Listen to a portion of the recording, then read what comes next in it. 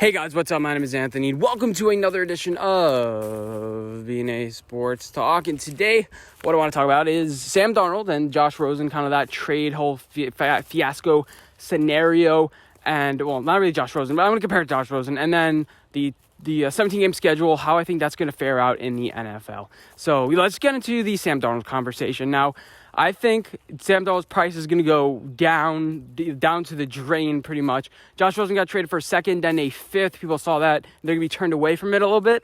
But I think Sam Darnold at a third-round grade is pretty valuable. I know from the latest reports, some scouts are saying a fourth would probably be right. A third may be a little bit too rich, actually, for a Sam Darnold talent. But there's a lot there. Don't forget, he's 23 years old. He's younger than Daniel Jones. He's just as old as Drew Lock. You know, he entered the league at a pretty young age. He's actually a year younger than Joe Burrow, I think.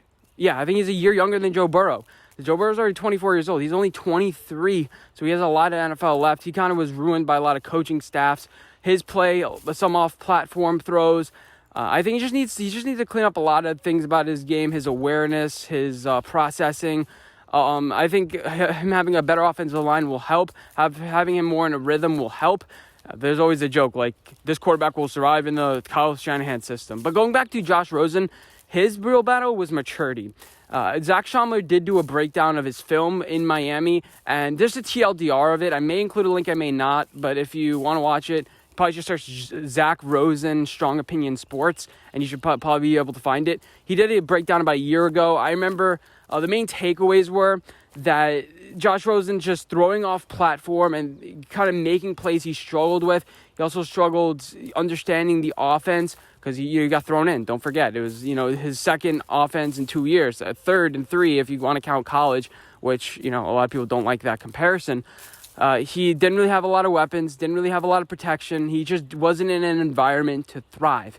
Now, let's take a look at Sam Darnold. If you go for a cheap third-round pick, you put him in an environment to succeed. You have a team like the Broncos. You have a team like the Panthers that miss out on a quarterback because now you have 3 in the top 4.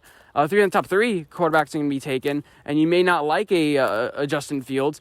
All of a sudden, Sam Darnold's there, and he's a pretty good talent. You surround them. Denver Broncos are really all they're missing is a quarterback. Now, they have Drew Lock already, 2 young quarterbacks. John Elway may want to go for a more proven guy like a Deshaun Watson. But don't forget, Deshaun Watson's under criminal investigation. I'm not too sure what's going to happen about that. They don't know what's going to happen. Maybe it becomes more clear later down the line. Russell Wilson only really wants to play for the Bears. I think it's Bears or Seahawks for Russell Wilson. I made a video about that yesterday. If you want to go watch, I have a little more into depth about what I think about that.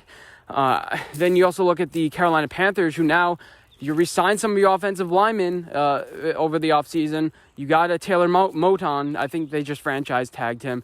But you could surround him with one more weapon. You lose Curtis Samuel, but you need to replace him with a Devontae Smith, depending on what the Lions want to do ahead of them. But the Carolina Panthers are a pretty good landing spot. You have a pretty young defense. Teddy Bridgewater right there. You don't even have to play him. It's the whole thing with, let Sam Darnold sit on the bench for a year. I don't really like that. I mean, I guess Jameis Winston did that, but are you going to let him sit on the bench? I mean, he should be getting reps. The only way I think he can improve is getting reps. Jameis Winston, I think, would learn a little bit more by sitting because he was just thrown out to the Wolves. He played every single game pretty much, besides he got suspended. But Sam Darnold has gotten injured. I think he'll benefit from just playing, have a battle with Teddy Bridgewater, and both former Jets now, but have a battle with Teddy Bridgewater and see who's the best man. And if you only give a third-round pick, Matt Rule, wheeling and dealing, you have Joe Brady there, a kind of a young offensive mind. Let's see what they can do together. Now, I think Joe Brady's a little bit more throw it down the field. I think Sam Darnold could deal with that. So you have Christian McCaffrey. You finally have a little bit of an offensive line. So I think, honestly, Carolina Panthers would be the best fit. We can start going down team by team. Washington, but they have Ryan Fitzpatrick. A lot of these teams' holes are starting to get filled, and the Chicago Bears aren't going to want to go after Sam Darnold because they already decided, it's going to be Andy Dalton or Russell Wilson. So, we can start going down the list. So, the Saints, will they try to give up? No, let's just chill, and let's move on to the next topic. Let's talk about the teams that are going to thrive in 2021 and 2022. And the teams that are going to struggle based on the 17-game schedule. Now, these are not the teams. If I say they're going to struggle, I'm not saying that they're going to go 5-12. I'm saying, if there was a 16-game schedule, they would have done better. I think the length of the season is kind of waned. Now, it's only one game. It's not like it's 3 games. It's not like it's a huge addition. But the kind of like the mental thing with like, okay, we have 3 more weeks left instead of 2 more weeks left. That could be draining on some people. We see with the Steelers, towards the end of the season, they start crumbling. Same thing with the Patriots a couple years ago. So here are the teams that I think. First of all, they're going to be teams that are old and not flashy and not a lot of depth. You're going to see a lot of that with these. So the Buccaneers are one of them. You just have an old roster. You signed everybody. Your edge rushers are 30 years old. You have Donovan Smith, who I don't think is going to be able to hold up that long. We saw the offensive line get a little banged up, and they were relatively healthy last year. Don't forget, they really didn't deal with a whole bunch of injuries as far as that goes. And you have the Ndamukong Suhs of the world. Really, the only youth is Tristan Wirfs, Antoine Winfield, and Devin Bush. That's pretty much all your youth. You re-signed Leonard Fournette, another old guy. Why not bring a young, quick running back in there? I don't understand what they did this offseason. I think they're going to struggle this year. We'll do exact record predictions down the line. We're not going to do that today. I also think the Rams are going to struggle just because of the limited depth. They have Matt Stafford, top 10 quarterback, maybe top 7. Aaron Donald, best player in the league. Jalen Ramsey, best corner in the league, you could say. But who's the depth? They lost 2 of their corners. Who's their linebacker this year? Mike Brocker's left. They re-signed Leonard Floyd. Great. Okay. If Ndamukong Suh goes down, which he's starting to get old now, and it's not out of the question because remember he did get injured, and you see this team fall apart. I can easily see this team as an 8-9 team, and then we'll say like, oh, Matt Stafford, what is it? But then everyone gets injured. I mean, how much longer can Andrew Whitworth block? He's 38 years old.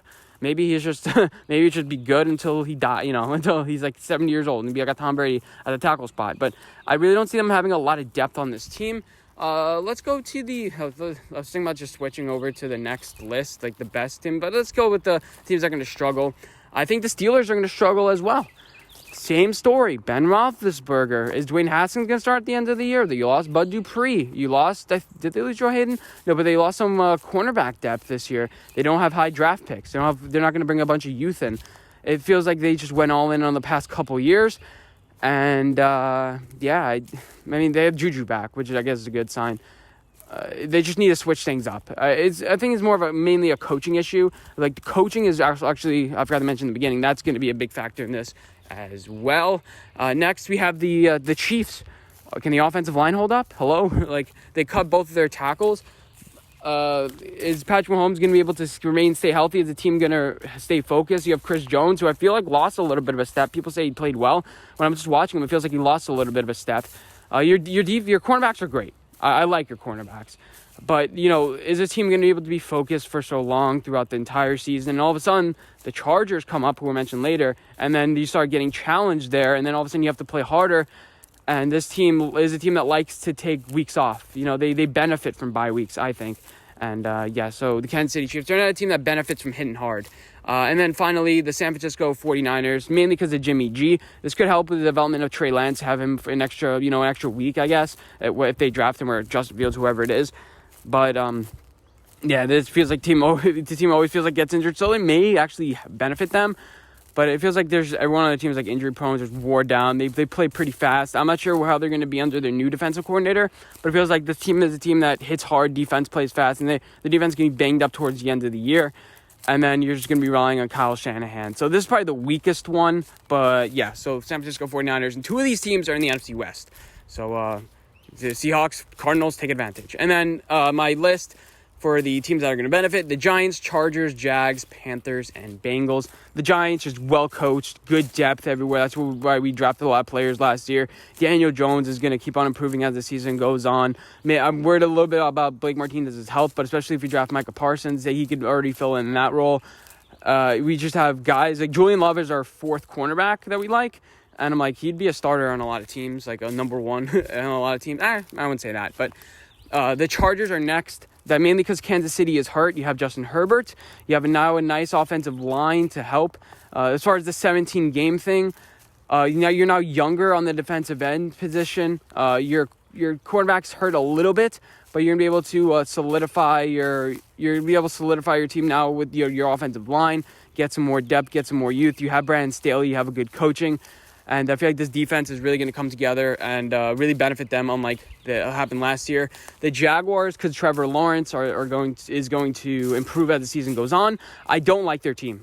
I don't like the way they've assembled their team so far, but that may be like the opposite. Maybe like instead of signing a Chris Godwin, if he ended up being available, they went for some more low key signings. But I feel like they overpaid for like minimal talent. So I don't know. But it should benefit the Jaguars. Urban Meyer getting a little bit ready, guys. We have a 17-game season. We're in it for the long haul. Let's not rush anything. Let's ease Trevor Lawrence in. Let's ease some game plan things in. I think the 17-game season will help him. And then the Panthers and Bengals. Basically, the Panthers, you're going to have a new quarterback in there. You have a lot of youth on the defense. And I like your coaching. That's basically it. And then the same thing with the Bengals. And this mainly has to do with when is Joe Burrow going to come back. You can not even start him for the first 3 weeks. Put a backup in. Put a who did they have last year? The guy Brandon something. But like they'll be fine. They just don't start Joe Burrow for the first 3 weeks. Have him come in week 3 and hit the running road. I don't know what do you want to say from there. Their defense lost a couple pieces, but I still think they're up and coming. And especially since the Steelers are getting hurt, I think they could potentially get a third place spot. I think they're still going to be around the 6-7 win team. But hope you guys didn't enjoy this video. Let me know what you guys think, and I'll see you guys in my next one. Bye, guys.